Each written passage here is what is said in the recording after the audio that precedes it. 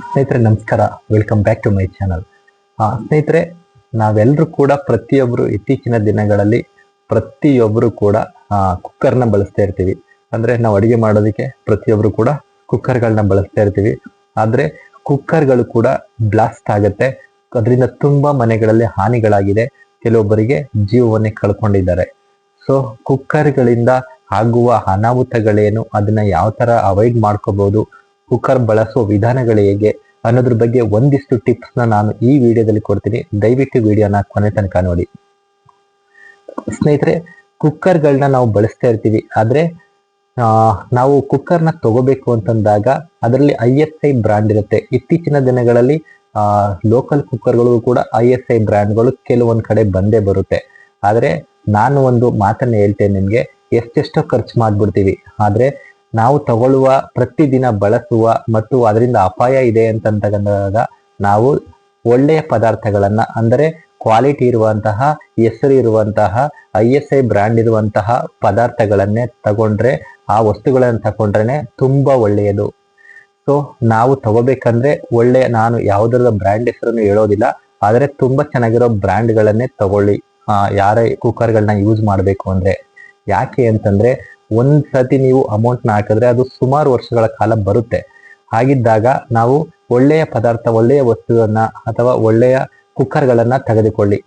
ಯಾಕೆ ಅಂತ ಹೇಳಿದ್ರೆ, ಅದು ಒಂದ್ ಸ್ವಲ್ಪ ಅನಾಹುತ ಮಾಡಿದ್ರೆ ನಿಮ್ಗೆ ಇಡೀ ಮನೆನೇ, ಕೊಠಡಿನೇ ಅದು ಬ್ಲಾಸ್ಟ್ ಮಾಡುತ್ತೆ, ಅಥವಾ ಯಾರಿಗಾದ್ರೂ ಹಾನಿನ ಮಾಡಿದ್ರೆ ಒಂದು ಜೀವನೇ ಹೊರಟಾಗ್ಬೋದು.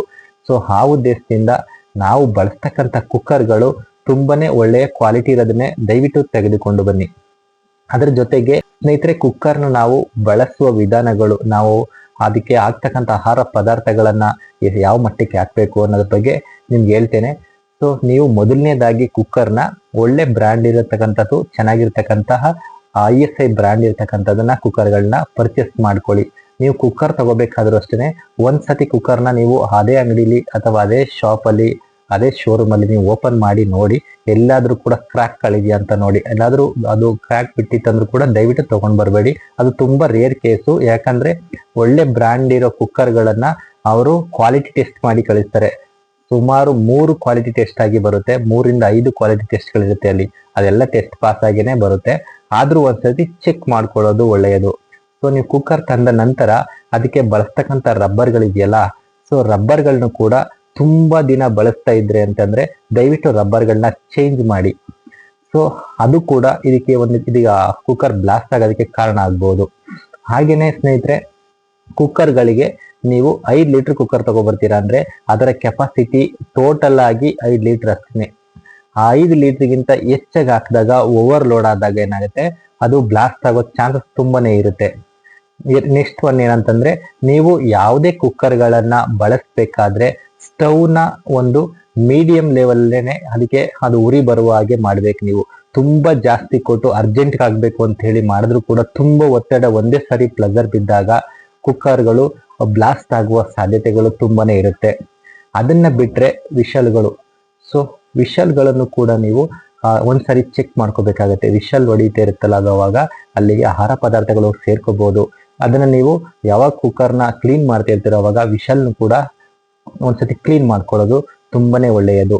ಹಾಗೇನೆ ರಬ್ಬರ್ಗಳನ್ನ, ಅದಕ್ಕೆ ಬಳಸ್ತಕ್ಕಂಥ ರಬ್ಬರ್ಗಳನ್ನ ನೀವು ಅದು ಮುಚ್ಚಳ ಹಾಕೋದಕ್ಕೂ ಮುಂಚೆನೆ ಒಂದ್ಸತಿ ಕರೆಕ್ಟಾಗಿ ಕುಂತಿದೆ ಚೆಕ್ ಮಾಡಿ, ತದನಂತರ ಲಾಕ್ ಆಗಿದೆ ಅಂತ ಸರಿಯಾದ ಪ್ರಮಾಣದಲ್ಲಿ ಕೂರಿಸಿ ಹಾಕಿ. ಸೊ ಇದಿಷ್ಟನ್ನು ಚೆಕ್ ಮಾಡ್ಕೊಂಡು ಹಾಕಿದಾಗ ಏನಾಗುತ್ತೆ, ನಿಮಗೆ ಕುಕ್ಕರ್ಗಳು ಲಾಂಗ್ ಟೈಮ್ ಬರುತ್ತೆ. ತುಂಬಾ ದಿನಗಳವರೆಗೆ, ನೀವು ವರ್ಷಗಳ ಕಟ್ಟೆನೆ ನೀವು ಯೂಸ್ ಮಾಡ್ಕೋಬಹುದು. ಅದರಿಂದ ಅನಾಹುತಗಳು ಕೂಡ ಆಗೋದಿಲ್ಲ. ಸೊ ಇಷ್ಟನ್ನ ನೀವು ಅದಕ್ಕೆ ಬಳಸ್ತಕ್ಕಂಥ ಉರಿಯ ಪ್ರಮಾಣ ಕೂಡ ಒಂದು ಸಮತೋಲನದಲ್ಲಿ ಇರಬೇಕಾಗುತ್ತೆ. ಹಾಗೇನೆ ನೀವು ಹಾಕುವ ಆಹಾರ ಪದಾರ್ಥಗಳು ಕೂಡ ಕುಕ್ಕರ್ಗಳಿಗೆ ಅದಕ್ಕೆ ಎಷ್ಟು ಕೆಪಾಸಿಟಿ ಇದೆಯೋ ಅಷ್ಟನ್ನೇ ಹಾಕಿ. ಸೊ ಮತ್ತೆ ಕುಕ್ಕರ್ಗಳಲ್ಲಿ ಏನು ಅದು ವಿಷಲ್ನ ಬಡಿಯುತ್ತಲ್ಲ, ಆ ವಿಷಲ್ಗಳಲ್ಲಿ ಏನಾದ್ರೂ ಕಷ್ಟಗಳು ಸೇರ್ಕೊಂಡಿದೆಯಾ, ಆಹಾರ ಪದಾರ್ಥ ಸೇರ್ಕೊಂಡಿದೆ ಅಂತ ಒಂದ್ಸರಿ ಚೆಕ್ ಮಾಡ್ಕೊಳ್ಳಿ. ಇದಿಷ್ಟನ್ನು ಚೆಕ್ ಮಾಡ್ಕೊಂಡು ಮೇಂಟೈನ್ ಮಾಡಿದ್ರೆ ಕುಕ್ಕರ್ಗಳಿಂದ ಯಾವುದೇ ತರದ ಅನಾಹುತಗಳು ಆಗೋದಿಲ್ಲ. ಸೊ ಈ ವಿಡಿಯೋ ಇಷ್ಟ ಆಯ್ತು ಅಂದ್ರೆ ದಯವಿಟ್ಟು ನಮ್ಮ ಚಾನಲ್ನ ಸಬ್ಸ್ಕ್ರೈಬ್ ಮಾಡ್ಕೊಳ್ಳಿ. ಧನ್ಯವಾದಗಳು.